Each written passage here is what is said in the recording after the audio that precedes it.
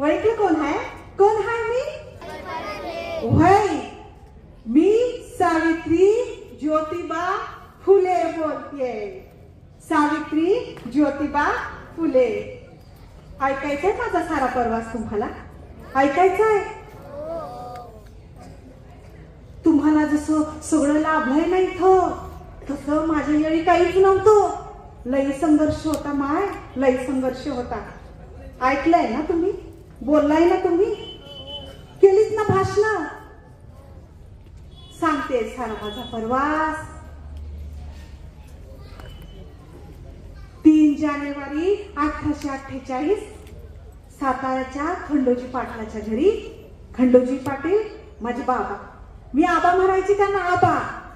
आणि खंडोजी पाटलाच्या घरी माझा जन्म झाला. असा आनंद झाला माय, असा आनंद झाला माझ्या बापाला. पोर जन्माला आली, गावभर साखर वाटली बापानं. आणि कार तुम्ही तर आता पोरी पोटातच मारायला लागला. काय ते स्त्री भ्रूण हत्या की काय करता तुम्ही? माझ्या बापाला त्यावेळी 1831 ला असा आनंद झाला माय, गावभर साखर वाटली आबानं माझ्या. लई लाडकोड पुरवल्यात माझं, लई लाडकोड पुरवल्यात. आण लई लाड केल्यात आबानं माझं. तुम्हाला माहिती आहे? खेळायची मी.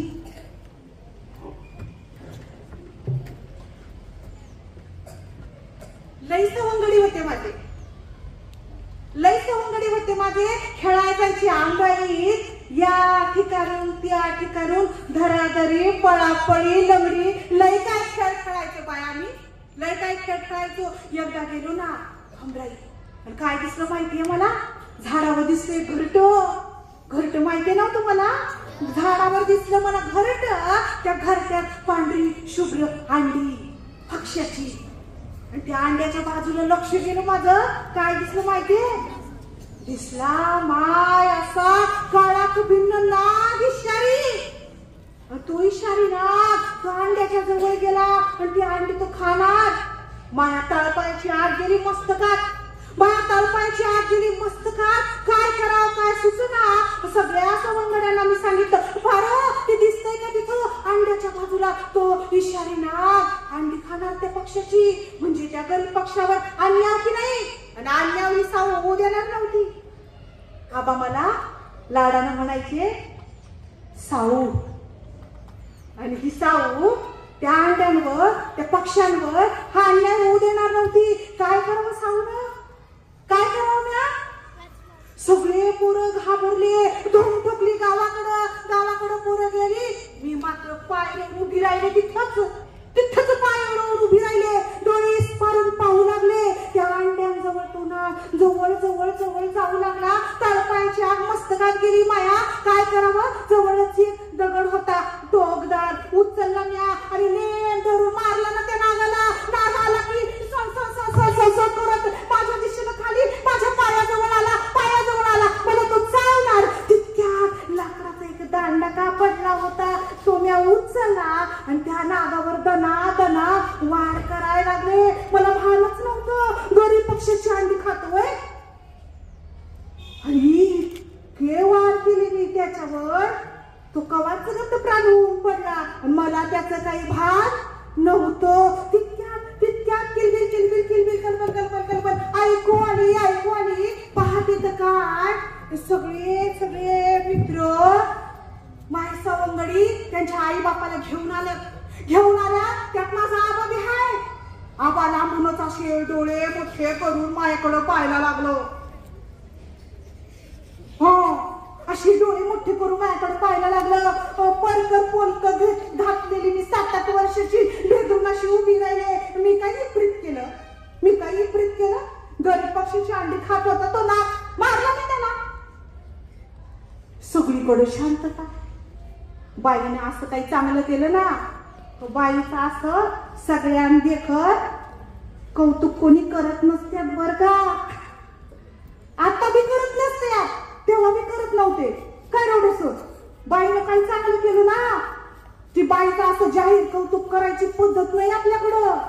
आता बी नाही, तेव्हा बी नव्हती. कारण बोलणारी काम करणारी बाई कुणालाच आवडत नसते. समतेच्या गप्पा लय जण ठेकत्यात, पण वागत नाही तसे, वागत नाही. बोलणारी बाई आवडत नाही कुणाला, खरं बोलणारी बाई तर अजिबात आवडत नाही कुणाला. स्पष्टता काय म्हणते ना ते बोलणारी ती बाई आवडत नसते कुणाला. बाई कशी आवडती, डोळीवर पदर, नजर खाली, व्हायला व्हाय म्हणणारी बाई लय आवडती. इथल्या व्यवस्थेला आवडती की नाही, आवडती ना. मग बदल कुठं घडला पाहिजे, बदल इथं घडला पाहिजे, पण तो घडत नाही. 1831 पासून आजही तसंच आहे. म्हणून मला यावं लागलं की तुमच्याशी बोलाया आज इथं. तर मग तो नाग असा आडवा पडलेला, जीव गेलेला त्याचा, सगळे मायाकडे टकमक पाहताय. बाबा काय बोलले रे, बाबा डोळीच पाडून पाहताय नागाकडं मायाकडं, नागाकडं मायाकडं. घरी आले आणि तवा एक आठवड्याचा बाजार भरायचा, आठवड्याचा बाजार. बापानं दिलं पैसे माझ्या हातात, आनंदानं नाचत कुदत गेले बाजारात. बाजारातून घेतला खाऊ खात येते. रस्त्यानं दिसली गर्दी. माहितीये कशाची गर्दी होती, माहितीये का पोरा, गर्दी कशाची होती. तिथं एक पांढरा शुभ्र जबा घालून एक फादर उभा होता, फादर.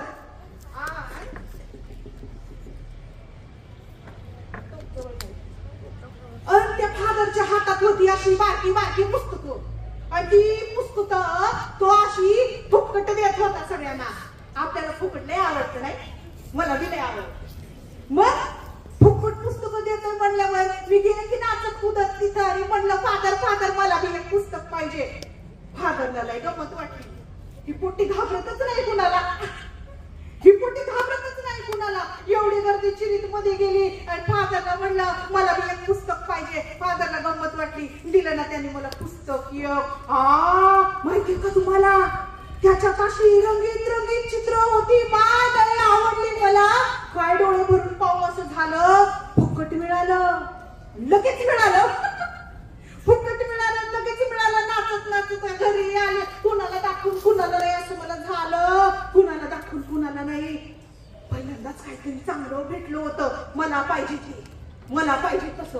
आले नाचत कुदत घरी. कुणाला दाखवू असं मला झालं. आणि तुम्हाला माहितीये का, दारातच खाट टाकून कोण बसलं होतं, आमचा आबा बसलो होतं. नाचत आले. आबा बघा ना मी काय आणलं, बघा तरी आबा मी काय आणलं हे. आबा बघा मी काय आणलं हे.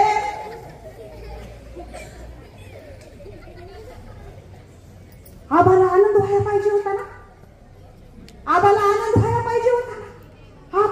नाही झाला. आबा लय चिडलं माझ्यावर. असं उठलं तडा आलं माझ्या दिशेला.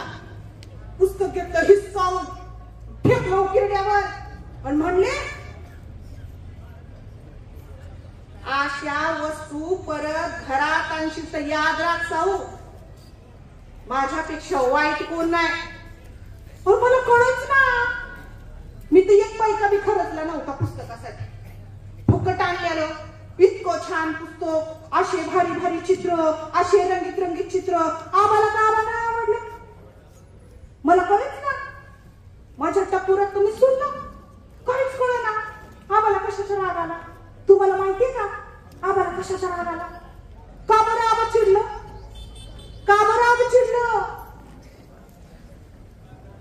लाडक्या लेकीच्या हातात पुस्तक दिसलं, आबाला आनंदी व्हायचं का आबाला चिडायचं. आबा का चिडलं बाळानं सांगा.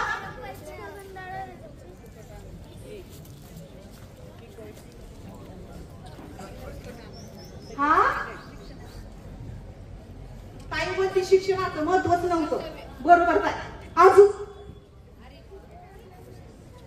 त्या काळात पोरींना शिकायची परवानगी होती व्हय? नव्हती. आता मला सांगा का नव्हती. तुम्ही बी शाळा शिकताना व बोला की का नव्हती.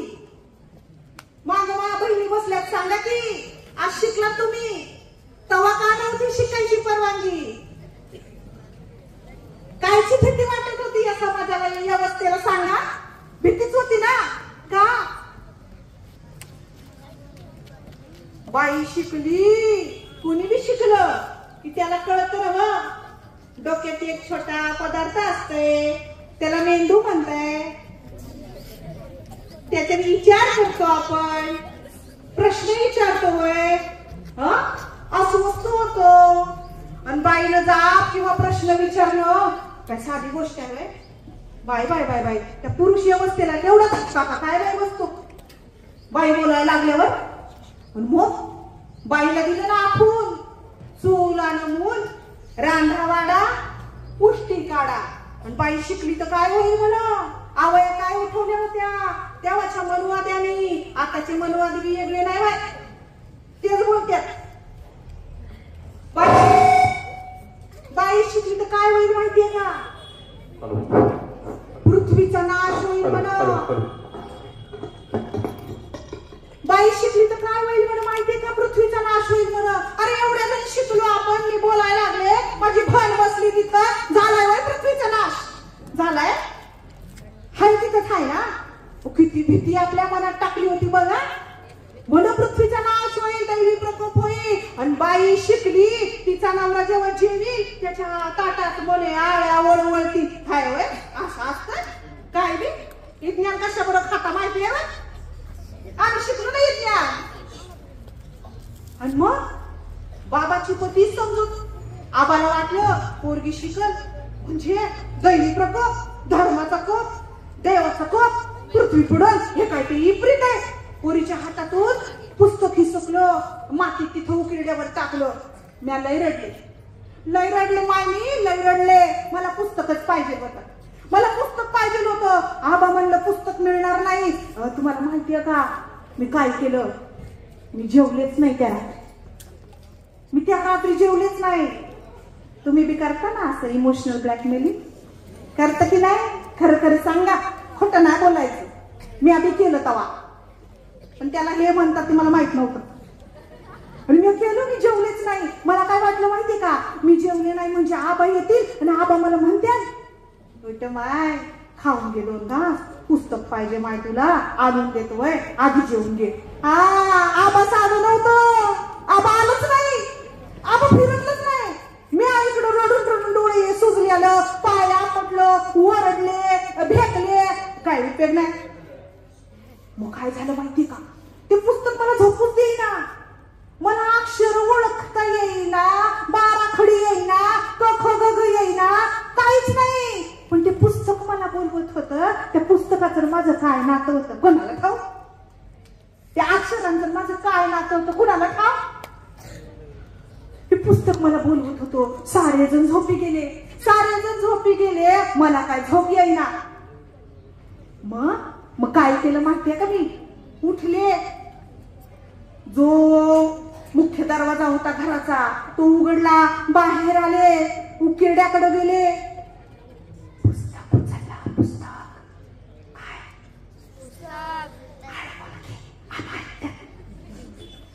हे तुम्ही असं करता काय?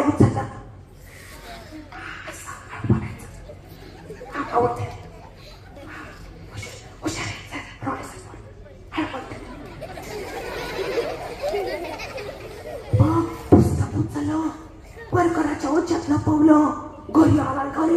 घरी आल्यानंतर काय शोधायला माहिती का? मी आडगळ शोधली. आम्हा बायकांचं अवघड आयुष्य आडगळीत गेलं. आडगळ शोधली, सुरळी केली पुस्तकाची, ठेवली कोसून तिथं. येता जाता पाहिजे. आबाला वाटलं पोर हाताबाहेर चालली, पुस्तक काय आणती, पोरांबरोबर उड्या मारत खेळती काय, हिचं देऊ लगीन लावून. मोबाईल वयाच्या 9व्या वर्षी दिलं ना माझं लगीन लावून. लगीन शेठजी बरोबर म्हणून घेतलं.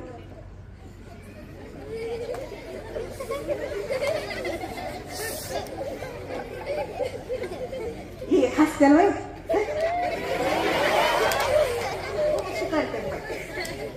12 वर्षाचं शेठजी म्हणजे कोण माहिती आहे का?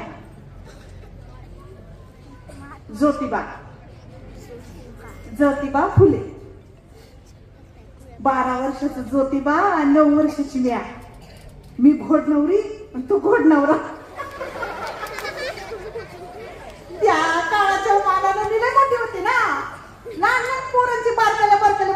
लग्न व्हायची ना, आणि मी बापाची लाडाकोडाची.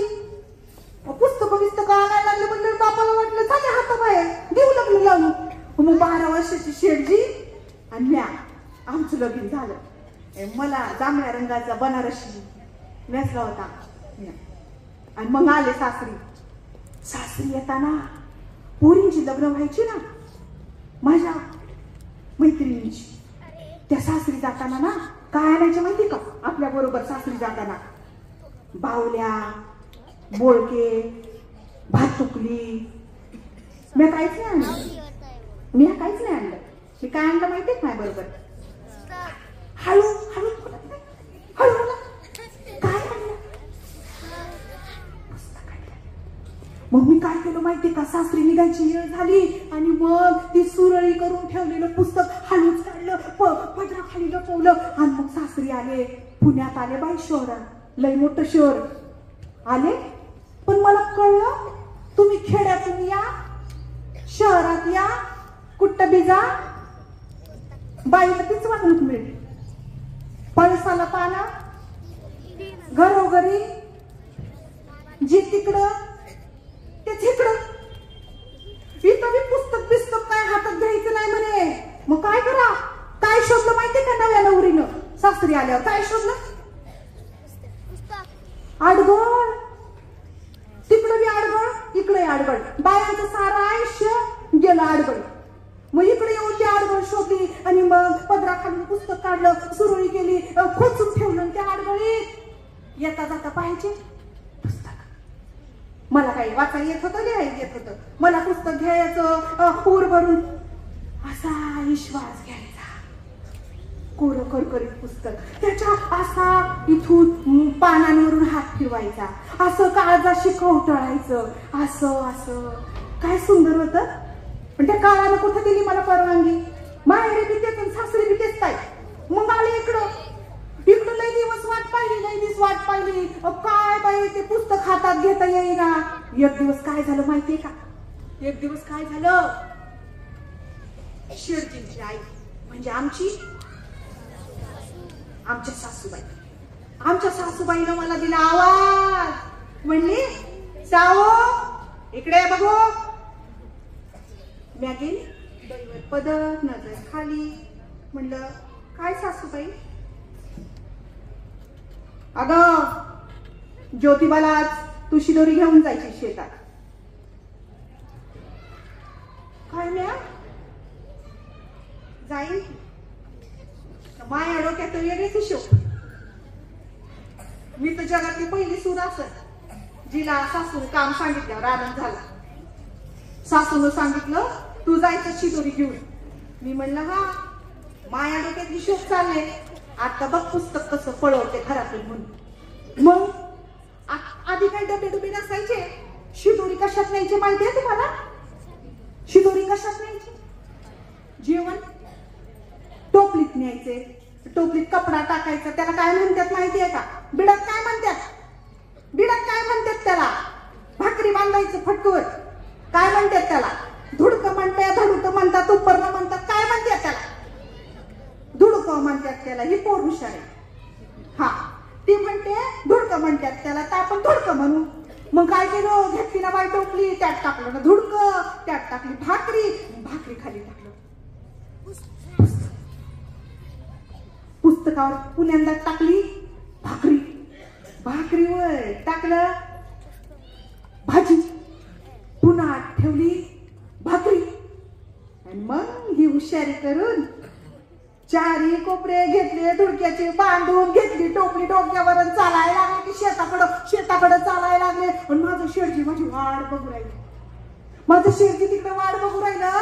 डोईवरून शिदोरी खाली उतरवली. काळा जाशी अशी धाड धाड धाड ठाक ठाक ठाक. बघ बाई, अशा औरा धाड धाड ठोकली. का का? हा, जो त्यात पुस्तक होतं. शेठजीने पुस्तक पाहिलं. मग शेठजी काय म्हणतात? शेठजी म्हणतात ते फुलन फायनल बाबा. शेठजी म्हणतात पाहिजे नाही पुस्तकाकडे, तर नाही पाहिजे पुस्तकाकडे. शेठजी म्हणतात चांगला आहे, मी शिकवतो तर चांगला आहे.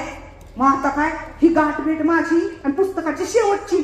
मग आलं ना बाई शेडजी हात धुवून, आलं शेडजी हात धुवून.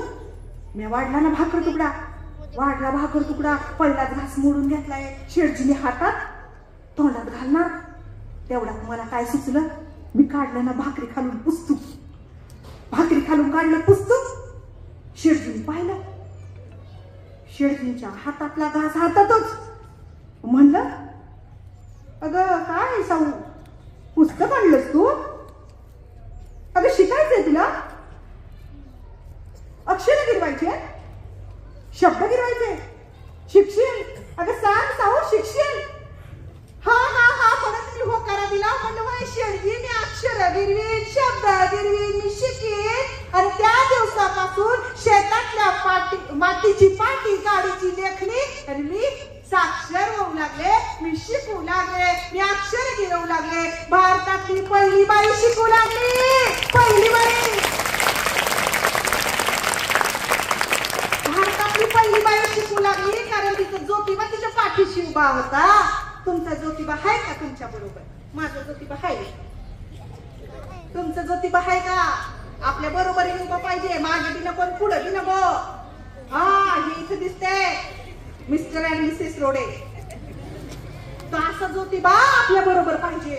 मग काय रोज यायचे, सासूला वाटायचं लय कामाची बाई सून, चाली शिदोरी घेऊन रोज नवऱ्याला शेतात. इकडं आम्ही अक्षर गिरवायचो, शब्द गिरवायचो. वाचा यायला लागलं, मला लिहा यायला लागलं.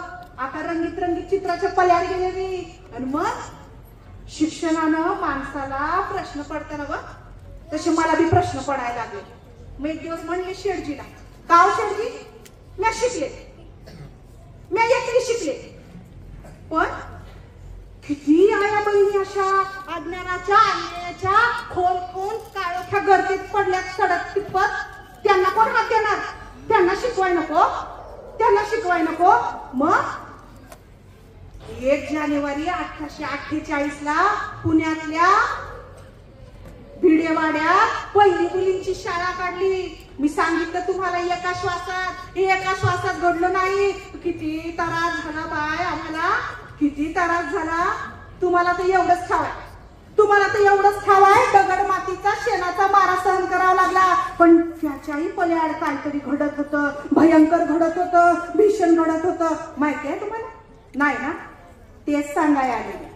तुम्हाला कळलं पाहिजे तुमचा प्रवास कुठून कुठं आहे, तुम्ही कुठं चाललाय. विसर पडायला नको इतिहासाचा आपल्या.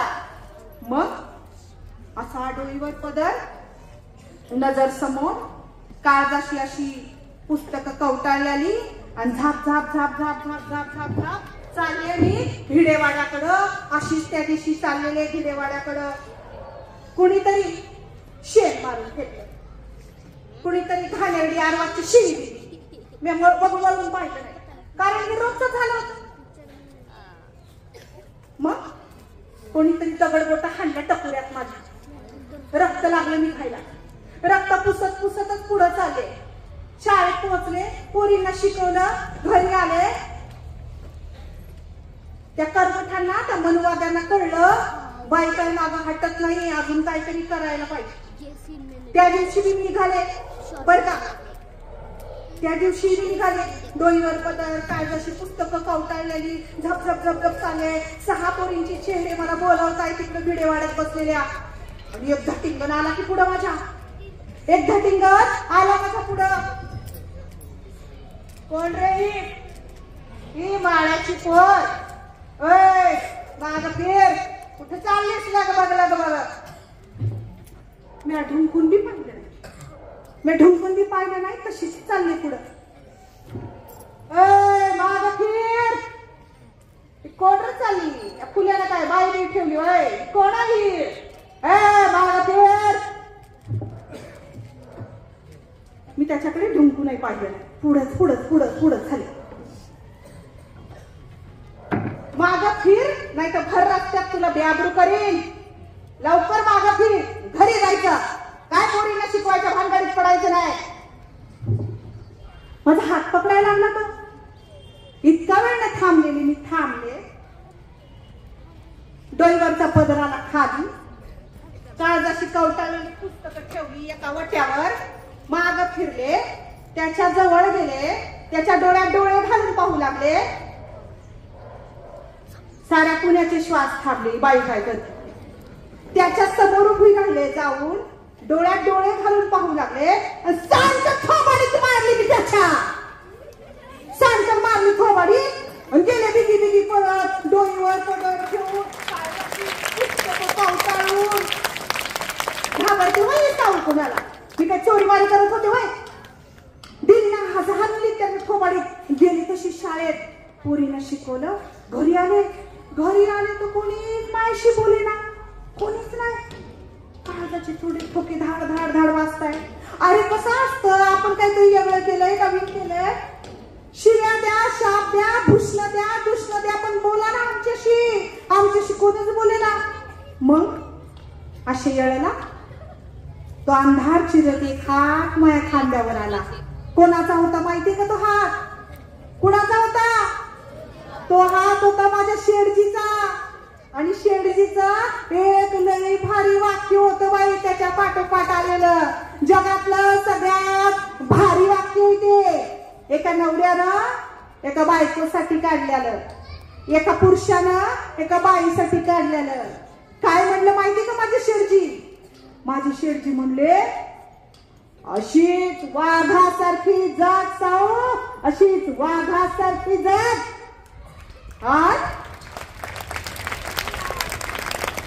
जन्माचा साथीदार असे पाय खंबीर रोवून आपल्या बरोबर उभा असेल ना, अख्खं जग आडवं गेलं ना, आपल्याला परवा नसती आपल्याला कुणाची. मग मी कशाला बाळगू बीड बाळकुणाची? लय जोमानं नेटानं काम सुरू झालं. तुम्हाला माहितीये, एक दिवस आम्ही शाळेत असताना सारी भट मंडळी आली की घरी आणि म्हणली, अरे गोविंदा, काय लावले फेर तुझ्या लेकानानी सुनन, ते बंद कर. हो ते बंद कर, नाही तर तुला वाळीत टाकून पोरींना शिक्षित करण्याची फेर बंद करायला.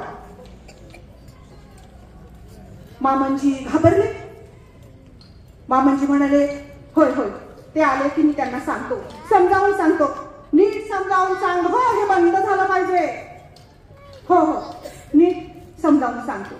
आणि मग काय माय आम्ही आलो त्या दिवशी शाळेत ना, आलं मामनजीचे चिडलेले डोळे, हे वटारलेले लाल लाल झालेले. आणि मग म्हणले मामनजी, इथेच थांबा. सुनबाई आणि ज्योतिबा इथेच थांबा. उमरेच्या आत पाय नाही टाकायचा, उमरेच्या आत पाय नाही टाकायचा. आम्ही थबकलो, आम्हाला माहित होतं हे कधीतरी घडणारच नाही. मग काय थांबलो तिथंच. शेठजी म्हणलं, बोला बाबा, काय म्हणता?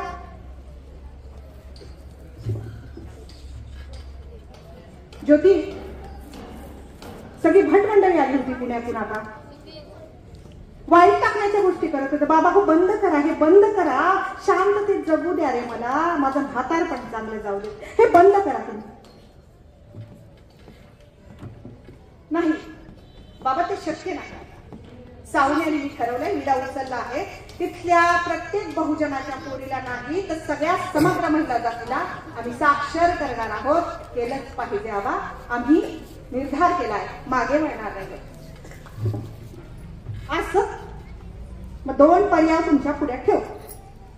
आत्ता नेसऱ्या वस्त्रांशी घर सोडायचं, नाही तर समाजकार्य सोडायचं. काय करणार बोला. मी आपली घाबरलेली. शेठजी काय म्हणतात कुणास ठाऊक.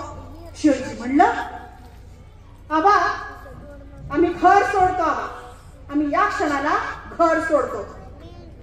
शेठजी म्हणतील, ती पूर्व दिशा वाई निघाले माया शेठजी बरोबर नेसत्या वस्त्रांशी. समाजाच्या संसारासाठी आमच्या संसारावर तुळशीपत्र ठेवलं, माय निघाले माझ्या शेठजीचा बरोबर. चंद्रमाऊली झोपडी, झाला संसार सुरू आमचा. रजया विनायची मी दिवस तर काढायचे होते ना व. शेठजी विने घाम गाळायचं माझं. एक दिवस सकाळी बाहेर गेलेली शेठजी दुपारच्याला आलं. मी आलंय नाराज, मी आलंय दुःखी. शेठजी आलं तर मला म्हणतात, बाई काय झालं? माझे शेठजी मला बाई म्हणायचे, बाई आदरानं म्हणायचे बाई. नवरा बायकोनी एकमेकाचा आदर बी करायला पाहिजे का नको? करायला पाहिजे ना. काय नवरे मंडळी, करायला पाहिजे ना? करता म्हणे? विचारा आता स्वतःच्या मनाला. लागले गालात हसायला, करता करायला काय? मग ते म्हणायचे, बाई बाई काय झालं? इतका पलून चेहरा तुमचा, इतक्या नाराज, इतक्या दुःखी. मी एक नाही दोन नाही, डोळे पाचशे रडू रडू करायला लागले. बाई बोला, काय झालं काय? मी सकाळी गेलो तेव्हा तुम्ही व्यवस्थित होतात, हसत बोलत होतात, काय झालं काय? मला ढसा रडायचं यायला लागला. पदरानं डोळे पुसायला लागले. हुंदका देत शेठजींना म्हणले, शेठजी न गेले होते कचरा टाकाय कचरा कुंडीवर सकाळी, आणि तिथं एक नुकतं जन्मलेलं बाळ टाकलं होतं आणि त्याचे लचके कुत्रे तोडत होते. म्हणलं रक्तबाबा झालेलं ते छोटस बाळ पाहून मला लई अंगाळ वाटलं, मला लई वाईट वाटली. का शेठजी, का कोणी टाकलं? त्याचे आई बाप कुठे गेले? त्या आई बापांची माया नाही वळी त्या लेकरावर. त्या लेकराचा काय दोष आहे? शेठजीने घट्ट डोळे मिटले, दीर्घ श्वास घेतला आणि ते म्हणाले, साऊ, हा समाज बाईला धड जगू दे ना मरू दे. सतीची चाल, बालाजरट विवाह, ती पोरगी छोटीशी आणि तिचं मोठ्या माणसाबरोबर लग्न होतं, तो वार्धक्याने किंवा आजारपणाने मरतो. ही आई तारुण्यात विधवा होते, तिचं पाऊल वाकडं पडतं किंवा घरातला कुणीतरी पुरुष शोषण करतो आणि त्यात जन्माला आलेलं बाळ हे असं टाकलं जातं. मी सगळं ऐकलं. समजा ऐकून मी म्हणलं शेठजीला, शेठजी पण असं कवार चालायचं? आपण हे बदललं पाहिजे, आपण बदलायला पाहिजे. हे काय करणार?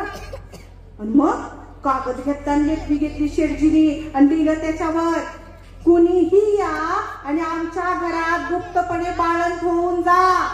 स्वतःच्या घरात आम्ही बालहत्या प्रतिबंधक गृह आणि विधवाश्रम सुरू केला. एवढ्यावर नाही थांबलो आम्ही. कंदील घेऊन निघायचो रात्री अपरात्री. असेच पहाटे निघालो मी आणि शेठजी आणि तिथं पुलावरून एक पांढरी आकृती, पांढरी साडी घातलेली बाई उडी मारताना दिसतीये. ती उडी मारणार, तो जीवाच्या आकांतानं मी पळाले पळाले पळाले, धाप लागली मला, पकडला तिचा दंडाने. म्हणलं, थांब गमतो, जीव देतेस वय? ती बाई लागली ना मग समोक्षी रडायला. काय झालं माय, का रडती? तिला नीट निरखून पाहिलं, तिचे 9 महिने भरत आले होते. ती होती ब्राह्मण स्त्री काशीबाई. आणली काशीबाईला घरी, 9 महिने भरले, तिचं सुखरूप बाळंतपण केलं. आय माय, गोंडस गुटगुटीत बाळ झालं तिला. त्याचं नाव ठेवलं यशवंत. यशवंतला मी आणि शेठजीने दत्तक घेतलं. तुम्हाला माहितीये तुमचं प्रेम कसं असतं मला ठाव नाही. आमचं प्रेम लय होतं एकमेकावर. तुम्हाला माहितीये आम्हाला मूलबाळ नव्हतं. म्हणून मामंजी आणि मामी सारखे मागे लागायचे. दुसरं लग्न कर रे, तिला मूलबाळ होईना. मग एकदा दोनदा दहांदा तेच झाल्यावर एकदा शेठजी म्हटलं, काय लावलंय हे दुसरं लग्न करू, वंशाला दिवा पाहिजे. बर, दुसरं लग्न करतो, पण माझी एक अट आहे, ती ऐकाल का? घरचे म्हणले, बोल रे बाबा, बोल. हेच ऐकायला तर कान तरसले होते. काय अट आहे तुझी, बोल. शेठजी म्हणलं, दुसरं लग्न करतो, पण त्याच्या आधी आमच्या दोघांचं मेडिकल चेकअप करायचं, वैद्यकीय तपासणी करायची. आणि त्या वैद्यकीय तपासणीत असं जर आढळलं की साऊ मध्ये दोष आहे म्हणून मूलबाळ होत नाही, तर मी दुसरं लग्न करतो. पण त्या मेडिकल चेकअप मध्ये जर असं आढळलं माझ्यात दोष आहे म्हणून साऊला मूलबाळ होत नाही, तर मग चांगला नवरदेव पाहून तिचं लग्न लावून देतो. आधी हे मान्य असेल का त्यावेळी? म्हणून म्हटलं, तुमची फिरवाची व्याख्या काय मला ठाव नाही बा, पण माया शेठजीचं माझ्यावर लई प्रेम होतं. नितांत का काय म्हणतेस ना, तसं काय कर. आणि मग त्या दिवसापासून घरचे कधीच म्हणले नाहीत काय की दुसरं लग्न कर म्हणून. यशवंताला आम्ही डॉक्टर केलं, डॉक्टर शिकवून, आणि त्याचं लग्न लावून दिलं परजाती लक्ष्मी ससाने बरोबर.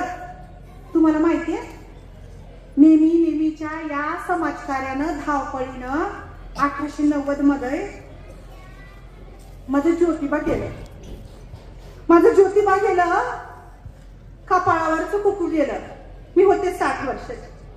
60 वर्षाची म्या बसले अशी शून्य होऊन शून्य होऊन, आणि अचानक भांडणाचा आवाज यायला लागला माझ्या कानावर. मी इकडे तिकडे पाहिलं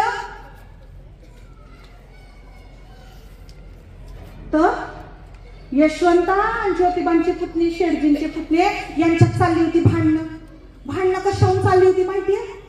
भांडणं वाढत गेले. तेव्हा म्हणणारे काय चाललंय हे, माझे शेडजी इथं गेले, तुम्हाला कसलं पडलं भांडणाचं, काय झालं काय? तेव्हा ते म्हणले टिटवं कोण धरण याच्याहून भांडण चाललंय. अरे टिटवं कोण धरण म्हणजे काय? कोणी धरा? एवढ्या दुःखाच्या प्रसंगी काय टिटवं कोण धरण याच्यावर भांडता बाई तुम्ही? त्यावर पुतण्या म्हणाला, हा कोण कुठला अनवरत संतती आणि याला टिटवं धरायचं नाही, आम्ही रक्तमासाचे आहोत काकांच्या, आम्ही धरणार टिटवं. टिटवं का धरायचं होतं माहिती का त्यांना? हिंदू धर्मात एक पद्धत होती, जो टिटवं धरत तो मेलेल्या व्यक्तीच्या संपत्तीचा वारसदार. असा हिशोब माझ्या टपुऱ्या कानानं उठलेला दिसतात काय? टिटव्यावरून भांडताय बाय? टिटवा कोणी धरायचं नाही, टिटवा मी धरेल. टिटवा तर मी धरलंच ज्योतिबा समोर, शेडजी समोर. शेडजीच्या शवाला अग्निबिन्यास दिला. ज्योतिबा शेडजीच्या शवाला अग्निबिन्यास दिला. क्रांती ज्योतीच्या काळाच्या मारानं आता बी कुठं करता वय तुम्ही? हे पोरगी देती वय कधी अग्नी? मी दिली तेव्हा गोष्ट सांगते 1890 ची. शेडजी गेले पण जाताना मी त्यांना शब्द दिला होता, तुम्ही आणि नेटानं जो मला सुरू केलेलं सत्यशोधक समाजाचं काम सुरू ठेवीन. 1897 मध्ये मोठी साथ आली बाय माय प्लेगची. प्लेग कशामुळे होतो माहितीये का तुम्हाला? प्लेग कशामुळे होतो? प्लेग होतो उंदरांमुळे. उंदराच्या अंगावर पिसवा असता, तर पिसवा माणसाला चावल्या त्याला भयंकर ताप भरतो, काकीतन जांभीत गाठी दिसायला लागता. आणि अशा वेळेला प्लेगची साथ पुण्यात पोहोचलेली, गावाची गावं मरायला लागली. मग अशा वेळेला मी घेतले सत्यशोधक समाजाचे कार्यकर्ते सोबत, पायाला बांधली भिंगरी, फिरायला लागले गोरगरिबाच्या वाड्यावरती. तिथून एका घराच्या बाहेर थांबले. पाहते तर काय, हंबरडा फोडल्याचा आवाज आला. मध्ये पाहिलं घरात डोकावून 8-9 वर्षाचं पोरग पांडुरंग नावाचं तिथं पडलंय, तापानं खणखणलंय. आई म्हणतो कोणीतरी मदत करा, याला न्या, याला उचला, याच्यावर उपचार करा. आतासाठी वाहन थोडीच होती तेव्हा. मग काय करावं?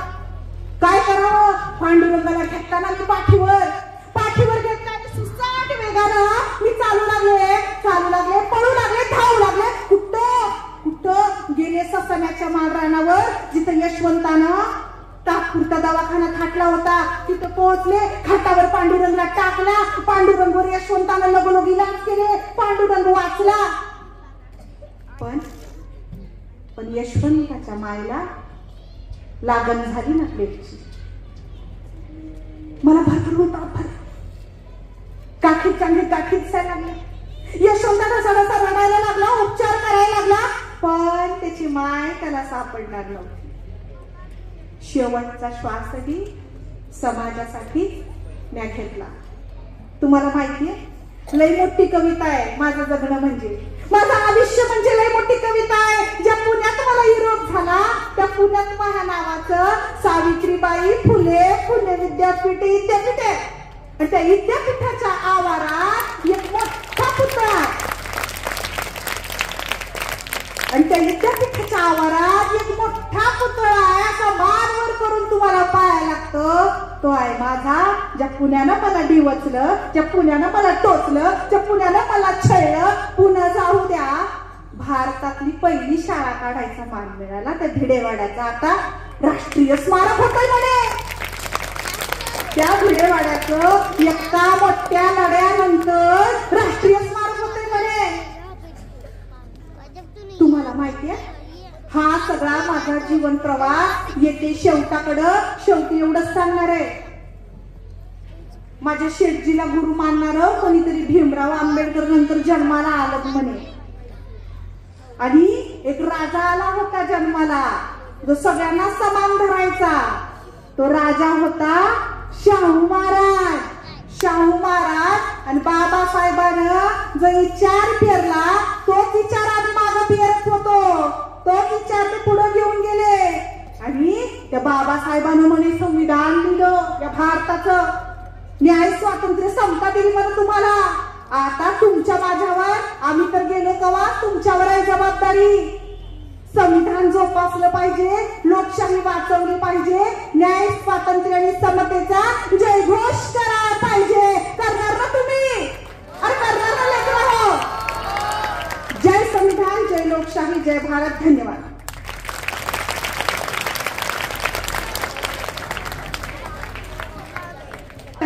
महिला भेटतात, परंतु आज आईच्या सल्ल्याने मार्गदर्शन देताना माई सावित्री पाहण्याचे अनुभव आम्हाला एक अंगावर शहारे गेले होते मॅम. खूपच छान. हा एक आमच्यासाठी आयुष्यातला अविस्मरणीय एक क्षण होता. तर प्रतिभा डॉक्टर प्रतिभा जाधव यांचा स्वागत सत्कार करण्यासाठी मी स्वतःहून समोर.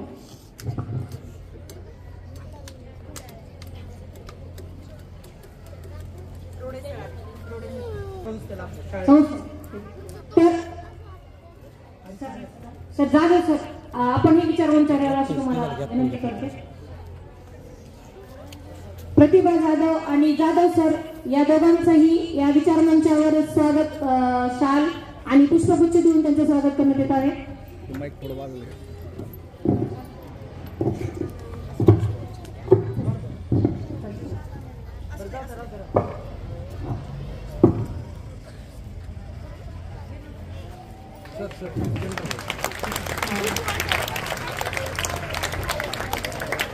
आणि त्याचसोबत प्रतिभा जाधव यांच्यातर्फे आपल्या संस्थेसाठी काही पुस्तकंही इथे काय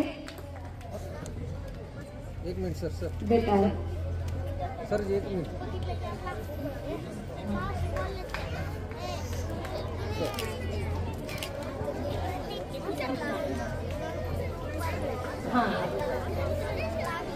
प्रतिभा मॅडम तर्फे आपल्या संस्थेला हे भेट म्हणून पुस्तक आपल्याला देत आहे. धन्यवाद मॅडम. ही सावित्री कधीही आमच्या आयुष्यात विसरणारी नाहीये.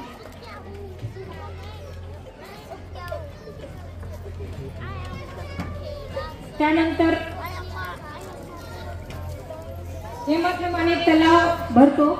हेमथेमा नाशिक जिल्ह्यातून सावित्रीबाई आलेल्या आहेत. डॉक्टर प्रतिभा जाधव साहित्यिक वक्ता, एक पात्री अभिनय. मी ज्यावेळेस मॅडम सावित्रीबाईंच्या भूमिकेमध्ये होत्या त्यावेळेस लहान लहान मुलांचे हावभाव मी टिपत होतो. तो खऱ्या अर्थानं मोठ्या मुलापेक्षा लहान मुलांना सावित्री फार भावली असं म्हणावं लागेल. कारण हे संस्कारक्षम्य वय आहे आणि या संस्कारक्षम्य वयामध्ये मॅडम तुम्ही जे अगोदर सांगितलं की पुण्याला एबीपी माझानं जे सर्वेक्षण केलं किंवा सावित्रीबाई फुलेंचा फोटो दाखवला, ते पुणे आहे, हे बीड आहे. तुम्हाला व्हिडिओ पाठवला होता मी. एक सगळ्यांना सांगतो, मी आता तुमचा सगळ्यांचा जास्त वेळ घेणार नाही, मुलांची जेवणं राहिलेली आहेत. पण ज्या ज्या महिलांना शिक्षणाच्या माध्यमातून नोकरी करण्याची संधी मिळाली, उच्च पदस्थ त्या अधिकारी झाल्या, काही महिला वगळता सगळ्या महिला सावित्रीबाईचा विचार पुढे नेण्यामध्ये विचारपूर्वक सांगतो त्या सक्षम राहिल्या नाही. पण 3 जानेवारीला ज्यावेळेस आपण पूर्ण बीड शहरातील शाळांची रॅली काढली आणि रॅली काढल्यानंतर ते जे दृश्य पाहिलं तर त्या दिवशी खरोखर मन भरून आलं की आपण 10 वर्षापासून सावित्रीबाई फुलेची जयंती असेल, शाहू महाराजांची जयंती असेल, माँसाहेब जिजाऊंच्या जयंतीच्या निमित्ताने काही कार्यक्रम घेत असतो. पण ते त्या दिवशीचं जे दृश्य आहे की एक महिला वय वर्ष 50-55 असेल, व्यवसाय फुलं विकणे, हार तयार करून विकले, जशी आपला रथ सावित्रीबाईंचा रथ आला की तिची चुळबुळ सुरू झाली दिसली.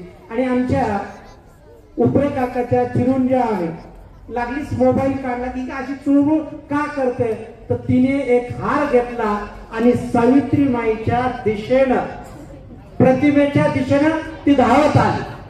तर मला इथल्या बसलेल्या महिलांना आणि मुलींना एकच सांगायचं आहे की त्या महिलेला काय माहिती आहे सावित्री. तुम्हाला तरी वाचून सावित्रीबाई माहिती आहे, तिला एकच माहिती असेल, या बाईनं आमच्यासाठी, स्त्रियांच्या शिक्षणासाठी फार मोठं काम केलंय. याच्या पलीकडे मला वाटतं तिला काही माहिती नसेल. पण तुम्हाला तरी सगळं माहिती आहे की आज जाधव मॅडम महाराष्ट्रावरच नव्हे तो मॉरिशस असेल किंवा भारताच्या बाहेर जाऊन माँसाहेब जिजाऊ असतील, सावित्रीबाई फुले असतील किंवा अन्य महिलांचे जे काही प्रश्न आहेत समर्थपणे त्या मांडत आहेत. आणि हा कार्यक्रम घेण्याच्या पाठीमागचा उद्देशच हा आहे की या ठिकाणी जोपर्यंत तुम्ही शिक्षण घेत नाही आणि शिक्षण घेऊन जर घरातच राहिला तर त्या शिक्षणाला काही अर्थ नाही. पण मला अभिमान वाटतो, आनंद वाटतो मॅडमच्या मिस्टरांचा की सगळ्यांनाच अशा पद्धतीचे मिस्टर मिळावेत की जे, आता एक कसा असतो, घमेंड नावाची गोष्ट असते. आणि भारत ही, भारतामध्ये कसल्या प्रकारची संस्कृती, पुरुषार्थ म्हणजे पुरुष प्रधान संस्कृती आहे. आजही महिला कुठल्याही पदावर गेली तरी घरी गेल्यानंतर तिला सगळं काम करावं लागतं. पण फार कमी महिला आहेत की त्यांच्या कामामध्ये, त्यांच्या व्यवसायामध्ये, त्यांच्या कलागुणामध्ये त्यांचे पती समर्थपणे साथ देतात. पण या ठिकाणी जाधव मॅडमचे पती स्वतः ड्रायव्हिंग करत इथपर्यंत आले, त्यांच्याबद्दल एकदा खास करून टाळावं. कारण हे घरामध्ये चित्र पाहायला मिळत नाही. आपलं काही महिलांना म्हटलं की कार्यक्रमाला सर नाही, ते घरचे परवानगी देत नाही, घरचे परवानगी देत नाही. मॅडम आम्ही आमच्या सगळ्या महिलांनी जवळपास आमच्या IT कॉलेजच्या याच्या महिलांनी सत्यशोधक चित्रपट पाहिलंय. आणि हे शाळा महाविद्यालय काढण्यापाठीमागचं प्रयोजनच हे आहे की ग्रामीण भागातील आमच्या मुली सावित्रीच्या पावलावर पाऊल ठेवून, रमाईच्या पावलावर पाऊल ठेवून, अहिल्या मातेच्या पावलावर पाऊल ठेवून आणि त्याचबरोबर माँसाहेब जिजाऊच्या पावलावर पाऊल ठेवून त्यांनी मार्गक्रमण करावं. या झाले आपल्या इतिहासातील आदर्श. आजच्या आदर्श जर तुम्ही म्हणाल, उत्तर प्रदेश सारख्या कर्मठ राज्याच्या 4 वेळेस मुख्यमंत्री राहिलेल्या दलित समाजातल्या बहन कुमारी मायावतीचा आदर्श तुम्हाला घ्यावा लागेल की तुम्ही म्हणताल की हे आम्हाला कसं शक्य आहे. एक आयर्न लेडी म्हणून त्यांना आज देशामध्ये पाहिलं जातं. एक आयर्न लेडी, एक महिला काय करू शकते. आणि महिलांमध्ये आपल्या इकडे काय आहे, तफावत पाहायला मिळते. कुठल्या समाजाची ती महिला आहे त्या पद्धतीने तिला प्रोटेक्ट केलं जातं. पण बहन कुमारी मायावतींना या ठिकाणी 15 जानेवारी त्यांचा आता वाढदिवस आहे. देशामध्ये हर्षोल्लासाने हा वाढदिवस साजरा केला जातो. हे तुम्हाला सांगायचं याच्यासाठी की तुम्ही कमी नाहीये, तुम्ही स्वतःला कमी समजू नका. स्वतःच्या स्वकर्तृत्वावर महापुरुषाची विचारधारा घेऊन एवढ्या मोठ्या राज्याची एक महिला 4 वेळेस मुख्यमंत्री होते. हे सगळं ते फुले शाहू आंबेडकरी विचारधारेला जातं. आणि म्हणून अशा प्रकारचे कार्यक्रम आपण घेतो. पुनच एकदा प्राध्यापक डॉक्टर प्रतिभा जाधव मॅडमचं आणि त्यांच्या वतींचं आपल्या तुलसी शैक्षणिक समूहाच्या वतीनं हार्दिक अभिनंदन आणि स्वागत. धन्यवाद.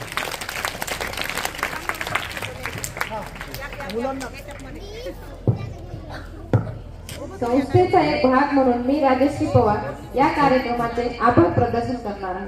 सर्वप्रथम मी संस्थेची आभारी आहे की त्यांनी मला या कार्यक्रमाचे आभार प्रदर्शन करण्याची संधी दिली. देवगिरी प्रतिष्ठान बीड तुलसी शैक्षणिक समूहाच्या वतीने क्रांती ज्योती सावित्रीबाई फुले यांच्या 192व्या जयंतीनिमित्त आज आपण 9 जानेवारी रोजी मी सावित्रीबाई फुले बोलते या कार्यक्रमासाठी जमलो आहोत. सर्वप्रथम मी या कार्यक्रमाच्या सादरकर्त्या डॉक्टर प्रतिभा जाधव यांचे आभार व्यक्त करते. त्यांनी त्यांचा अमूल्य असा वेळ आपल्याला दिला व विद्यार्थ्यांसमोर ही नाटिका सादर केली. त्यानंतर मी कार्यक्रमाचे अध्यक्ष माननीय प्रतिभा सर व मॅडम यांचे आभार मानते. त्यानंतर कार्यक्रमाचे प्रमुख अतिथी KSP महाविद्यालयाच्या प्राध्यापिका यशस्वी पार नळस्ता पडला. तसेच शांतपणे हा कार्यक्रम पाहणाऱ्या व उज्ज्वल भविष्यासाठी आयोजित केले गेलेल्या उज्ज्वल भविष्यासाठी हा कार्यक्रम आयोजित केला गेला. हा कार्यक्रम शांतपणे पाहणाऱ्यांना माझ्या विद्यार्थ्यांचे देखील आभार. एकंदरीत हा कार्यक्रम शांततेत व उत्साहात पार पाडल्याबद्दल सर्वांचे मनपूर्वक आभार. शेवटी मी हा कार्यक्रम संपला असे जाहीर करते. धन्यवाद. मॅडम एक मिनिट. हे मुली थांब बाकी थांब एवढं थांब.